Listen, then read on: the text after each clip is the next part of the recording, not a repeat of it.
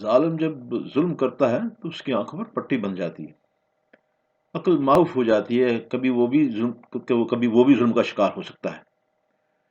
مظلوم کی آہٹ تو 7 آسمانوں سے اوپر عرش تک پہنچتی ہے، تو پھر رب کریم اس کو عزت کا لباس پہنا کر ذلت کے گڑھے میں پھینک دیتا ہے، پھر اس کی سیدھی بھی الٹی پڑتی ہے۔ میں آپ کو جیسے 2 مثالیں آپ کو بتا دیتا ہوں۔ ابو مسلم خراسانی عرب دنیا کا بڑا چلاک اور بڑا عیار شخص تھا، بنو امیہ کا بدترین اور اصلی دشمن تھا۔ اس نے بنو امیہ کی سلطنت پارا پارا کر دی، ان کا تخت الٹا کر بنو عباس کو اقتدار دے دیا، بنو امیہ کے بڑے بڑے نامور لوگوں کو قتل کیا، ان کی لاشوں پر دسترخوان بچا کر کھانا کھایا، جو قبر میں تھے ان کو نکال کر کوڑے مارے، پھر سولی پہ چڑھا دیا گیا۔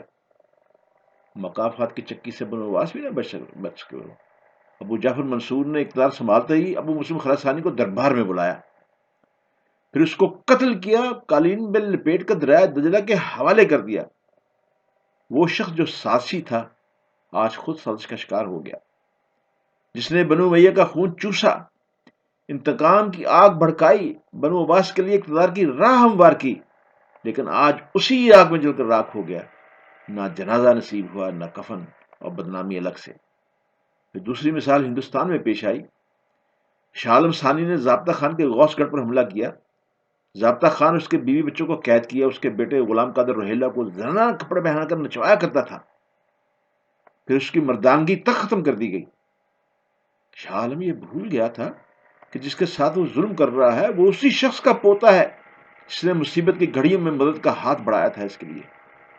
پھر حالات نے پانسا پلٹا، غلام قادر نے دہلی پر قبضہ کیا، پھر اپنا انتقام یوں لیا کہ شاہ عالم کی بیٹیوں کو دہلی کے چوک میں سرے بازار نچوایا۔ 7 بوڑھے باپ کو بٹھا کر یہ منظر دکھایا گیا تاکہ وہ اپنے ماضی کو یاد کرے۔ اس کا انتقام یہاں روکا نہیں بلکہ اس کی آنکھیں نکالی۔ آنکھیں نکالتے ہوئے شاہ عالم بولا، اور ان آنکھوں کو چھوڑ دیتے ہیں، چھوڑ دو، اس سے میں نے 40 سال کلام اللہ پڑھا ہے، لیکن اس نے ایک نہیں سنی۔ وقت اپنے آپ کو دہراتا ہے، آج کا ظالم کل کا مظلوم بن سکتا ہے، آج کا قاتل کل مقتول کے صف میں کھڑا ہو سکتا ہے، لیکن انسان اقتدار و مال کے نشے میں اپنا کل بھول جاتا ہے۔